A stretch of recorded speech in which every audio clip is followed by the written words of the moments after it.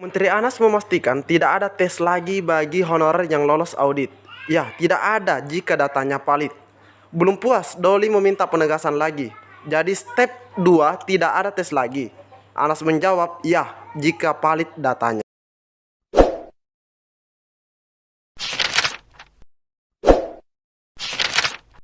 Bismillahirrahmanirrahim. Assalamualaikum warahmatullahi wabarakatuh. Di video kali ini admin kembali berbagi informasi seputar rekrutmennya non ASN menjadi ASN atau aparatur sipil negara. Nah, di sini admin sudah berada pada website resmi daripada PAN-RB.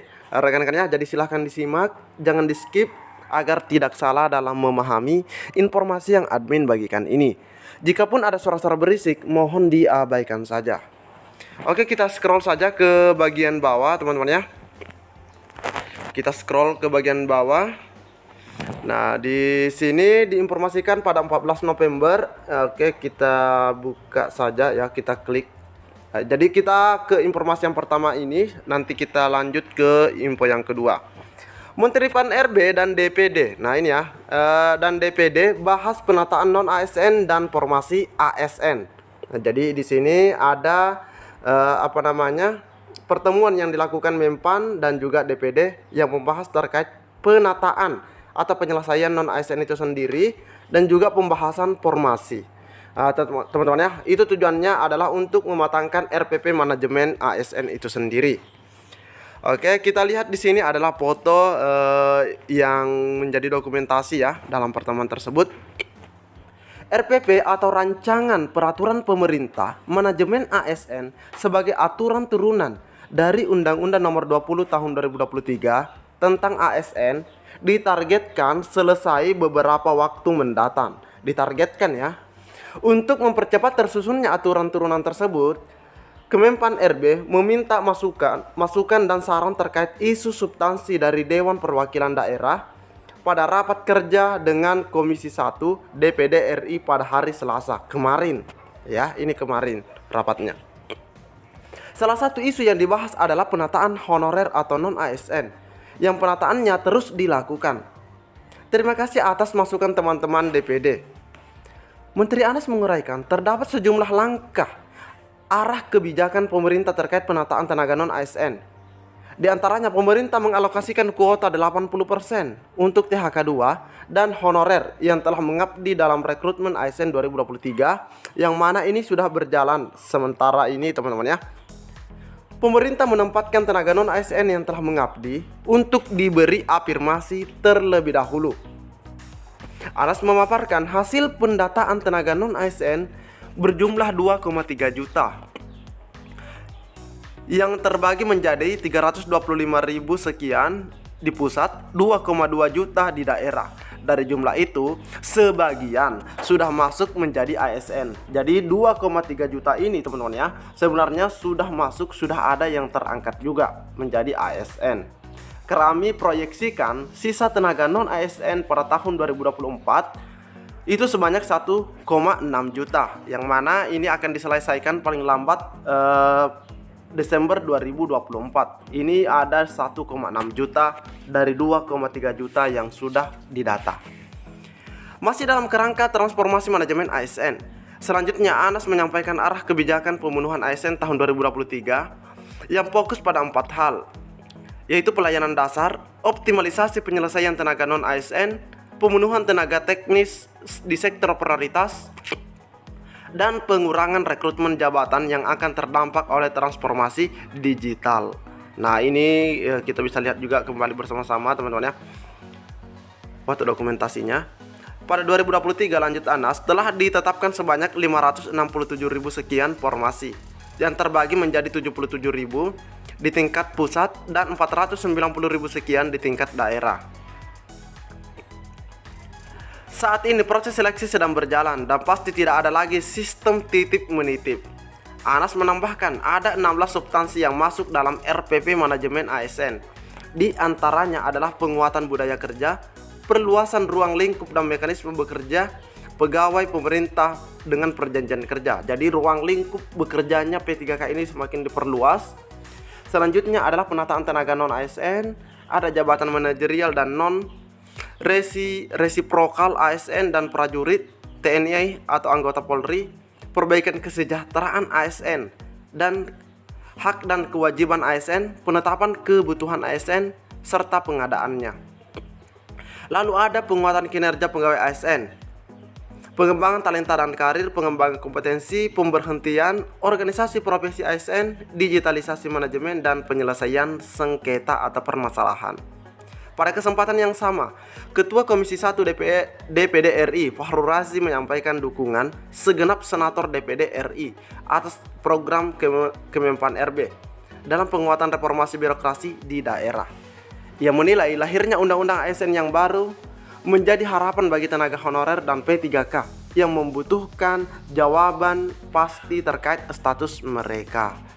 Nah, ini benar juga teman-teman ya.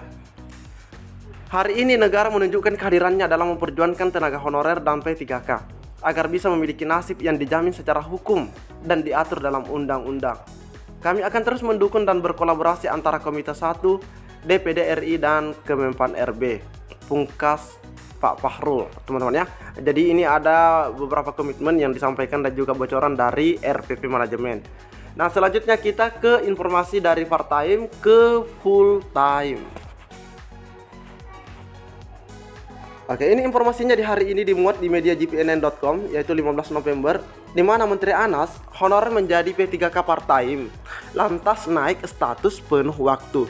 Nah, jelas ya, part-time lantas naik status penuh waktu. Pasca terbitnya Undang-Undang Nomor 20 Tahun 2023 tentang ASN, para honorer yang menunggu kepastian diangkat menjadi P3K masih harus menunggu PP Manajemen ASN-nya. Undang-Undang ASN 2023 mengamanatkan PP harus terbit paling lama teman-teman ya 6 bulan. Bahkan berdasarkan timeline yang pernah disampaikan oleh Pak Anas di video sebelumnya, itu rampung kalau 6 bulan ke depan berarti sekitar akhir Maret atau di April teman-teman ya. Anggap saja di April. Ini sejak Undang-Undang Dambaan Jutaan Honorer itu diundangkan pastinya pada tanggal 31 Oktober yang lalu. Saat ini, Kementerian Pan RB mengebut untuk segera menuntaskan RPP Manajemen ASN yang ditargetkan kelar akhir 2023. Dalam rangka penyusunan RPP Manajemen ASN, Menpan RB Aswar Anas dan BKN meminta masukan Komisi 2 DPR RI dalam forum rapat kerja yang digelar di Senayan. Pada kesempatan tersebut, para wakil rakyat mengungkapkan sejumlah permasalahan yang harus segera diselesaikan, terutama soal validasi data jumlah honorer yang akan diangkat. Jadi di sini mereka menggunakan bahasa soal validasi data jumlah honorer yang akan diangkat. Sementara Ketua Komisi 2 DPR RI Ahmad Doli Kurnia beberapa kali menegaskan mengenai pentingnya kepastian soal tata cara atau mekanisme. Nah, ini juga yang ditunggu-tunggu oleh jutaan honorer. Tata cara atau mekanisme pengangkatan honorer tersebut menjadi P3K atau ASN. Selain itu harus jelas juga kategorisasi honorer yang akan menjadi P3K penuh waktu dan siapa yang bakal dialihkan ke part-time atau paruh waktu.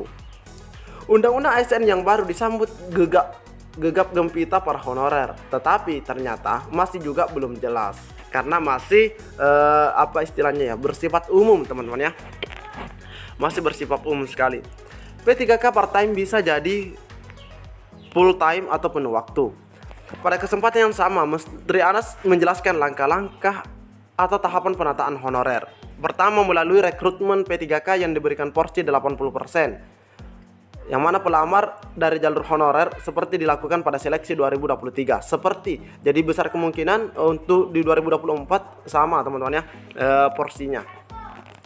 Jalur pelamar umum untuk diberikan kesempatan yaitu FG atau Fresh Graduate hanya dijatah 20%. Kedua, melalui proses perpal data 2,3 juta honorer yang dilakukan oleh BPKP dan BKN. Terhadap honorer atau non-ASN yang dinyatakan lolos validasi, maka dialihkan menjadi P3K paruh waktu dan datanya dimasukkan ke dalam platform digital. Ketiga, jika ada kebutuhan dan anggaran, maka P3K paruh waktu akan diprioritaskan menjadi penuh waktu melalui pemeringkatan kinerja. Nah, ini yang dimaksud teman-teman ya. dari paruh waktu ke penuh waktu melalui peningkatan kinerja. Namun di sini teman-teman harus ingat, jika ada kebutuhan dan anggaran. Ada dua hal pendukung yang bisa membuat paruh waktu ke penuh waktu. Mendengar paparan Menteri Anas, Ahmad Doli Kurnia langsung bertanya mengenai step kedua yang berkaitan dengan honorer yang dialihkan menjadi P3K part-time. Step kedua itu masih ada seleksi lagi atau tidak? Nah, ini tantanya, masih ada seleksi lagi atau tidak? Oke, sorry kita terlewat ya. Oke, kita di bagian ketiga. Menteri Anas memastikan tidak ada tes lagi bagi honorer yang lolos audit. Wow, teman-teman ya. Ya, tidak ada jika datanya valid, jawab Anas. Belum puas, Doli meminta penegasan lagi. Jadi step 2 tidak ada tes lagi. Anas menjawab, ya, jika valid datanya. P3K part-time juga punya NIP. Sebelum sesi tanya jawab, di awal raker tersebut Aswar Anas sudah menjelaskan alternatif metode pengangkatan honorer menjadi P3K. Menteri Anas menjelaskan bahwa tahapan pengangkatan tenaga honorer diawali dengan proses verifikasi dan validasi yang dilakukan BPKP dan BKN. Lebih lanjut dijelaskan, terhadap honorer yang lolos audit maka langsung diangkat menjadi P3K paruh waktu atau part-time. Dalam hal pegawai non-ASN dimaksud lolos verifikasi dan validasi, maka status pegawai non-ASN dimaksud akan dialihkan menjadi P3K yang bekerja secara paruh waktu. Nah, seperti itu teman-teman ya. Jadi yang lolos validasi itu akan diangkat langsung menjadi P3K paruh waktu.